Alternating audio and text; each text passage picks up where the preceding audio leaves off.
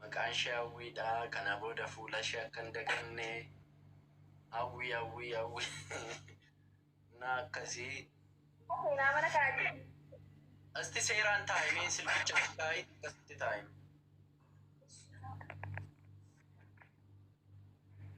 Wali mataa wallaalte maal amma akkatti taa'ii asirraan taa'ii ka'ee dhaabadhu akkatti barbaadutti taa'ee amma mudaama dhabdee tura miti kana hundaa. Mudaaman dhabe dhugaa dubbachuu. Intanichoo rifeensichoo jiraa? Rifeensichi badaa miti fakkaata.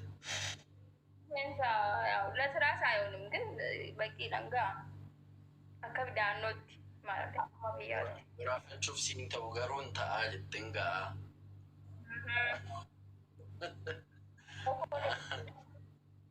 Okay, akka dhiironni boraafatan hin beektaa jechuudha miti.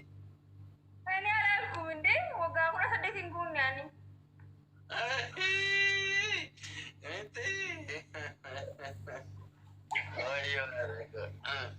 Easy mataa maatiin goota. Dhugaan mataa baay'ee jaalladha. Dhugaa rabbi.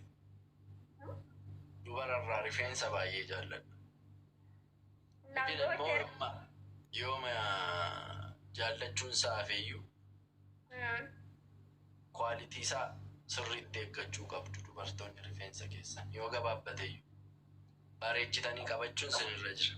Dhiirri ana qofaa ayidoonno ana qofaa ta'uun beeku rifeensa kwaalitii qabu dhiirri baay'ee barbaada. Maleessa bocortu bijirjira waggaa 20 dhaattee sirratti guftaa'ee bakka akkasitti jaba baasee mana inni sis sabdi na asumaan barnoota sinita warra sirra jirtan abbaan manaa keessa rifeensa keessa sinitti moo sodaateyyuu hin jaallata baay'ee. Ishuma xinnoo sana bareechitanii qabachuun dirqamaa jechuudha. Dhaggeeffadhaa dubartoonni.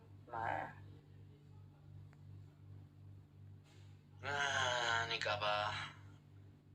Eshi dingilli moo jira moo badeera? Maalesa? Somni hin barbaachisu dhugaa waaqayyo. Dhugaadha sun. Waan jiru ambiraan biqila yoo ta'e malee ni duraan jiru.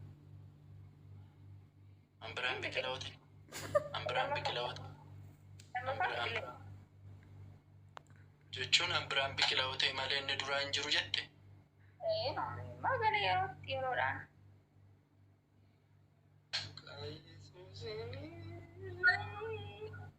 Barbaadaa dhugaammoo haasa'e. Gobas ati qonaadha ko gobas dhugaa sa'uun kee anaaf maadhaati. Eshi.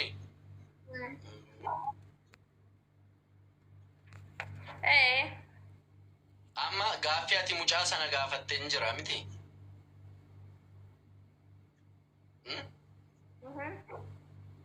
Sana keessa ani jaalala qofa siilaachuu barbaada. Isaati jette isaati isa gaggaafattee hundumaan qabu. Garuu karoora mana turre haasaa koo garuu karoora waan sana qabdaa. Isammaa ofii koo fedheen malee siif jedhee miti. Yaa ta'us itti farramtee galta yoo ta'e. Maal itti farrameen galaati? Itti farramteen galtu maal qabdaati? Danda'ani koo dubartiidha mi'aan bareedina koo qabadhe yoo Injiru wanti dhugaa waaqayyo injiru inni dubartii hafeen nu dur haadha keenya abbaa keenya irratti hafeen jiru. Amma gaafa dubartii tokko fuutu dhaggeeffadhu. Dubartii waggaa barnoota kutaa 10 xumurte taanaan utuu barnoota ishee barattu hojii hojjechuun dirqama sii galee hojii garaa maatii ishee banuufi danda'u ofishee olii gadi baatee hojjechuu qabdi malee amma dimokiraasii dubartiin aangoo qabachuu qabdi. Dubartiin baatee hojjechuu qabdi. Dubartiin dhiiraan qixxeedha. Dubartiin dhiiraa ol yaaddi. Dubartiin dhiiraa ol biyya bulchuu dandeessi jettani amma biyya fudhattanii jirtan. Aangoorra kan jiru dubartii, kan bahee hojjetu dubartii. Dhaggeeffadhu qabu. Kanaafiyyuu mootummaan keessanis dhiirris dubartiinis mirgi isaanii tokko. Hojii irratti tokko si galee akka durii sangaa 50 fidii farda 50 fidii na fuudhii ምናምን hin jiru si galee hin qabdaa hojii maal qabdaa barattee maalidha maaliin jirtaa akkamii maalan jedhu lamaanuu wal gaafanneetitti seenna malee dirqamaani qabaadhe dirqamaani hojjedhe ati mana ciiste ምናምን hin jiru naafee duraaf namadhaaf jamar jireenyi isaayyuu naman deemsisu hojii ni lamaan kee hojjechuun dirqamadha. Garuu dubartiirrayyuu irra caalaa ammoo ilmi dhiiraa yoo mana bulche ilmi dhiiraa yoo dubartiirra jabaate bareeda natti fakkaata. Isammaa numa jabaan dubartiinis abbaa manaa ishee kan caaltu baay'eetu jirti yeroo amma sii galee garuu amma danda'ametti olii gadi fiiguun kan dhiiraati sii galee garuu kan sii malu kanatti hojjechuu dandeessu kanatti hojjettee galii gashuu dandeessu hin jira waan ta'eef isa isarratti baatee hojjechuun dirqama. Kanaafiyyuu amma dhiira tokko gaafa jaallattu amma gaaffii sila gaafatte sanaaniin kufta beettee dhiirri ennasuma sanas jibbuu danda'a sii galee yaaduma keerraa kaase.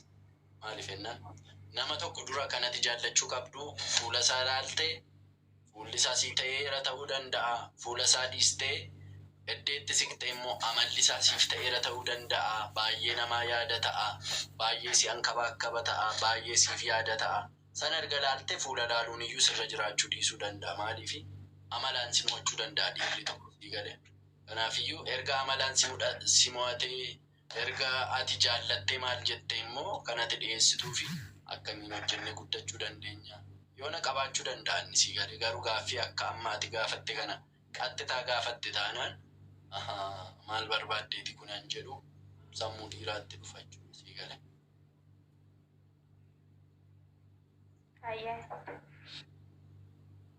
Akkas ishee kanatti nu sirreessita. Nama kabajamaa ta'uusaa nama boru iftaanii fi jireenya bareedaa jiraachuu danda'u maatii isaa jireenya bareedaa jiraachisuu danda'u nama hojii ta'uusaa nama boruu fi abdii guddaa qabu ta'uusaa erga hubattee maal jettee booddee murteessita sakaan jechuudha. Yoommoo isa sana immoo hundumaayyuun guutu ta'e immoo laashittaa jechuudha.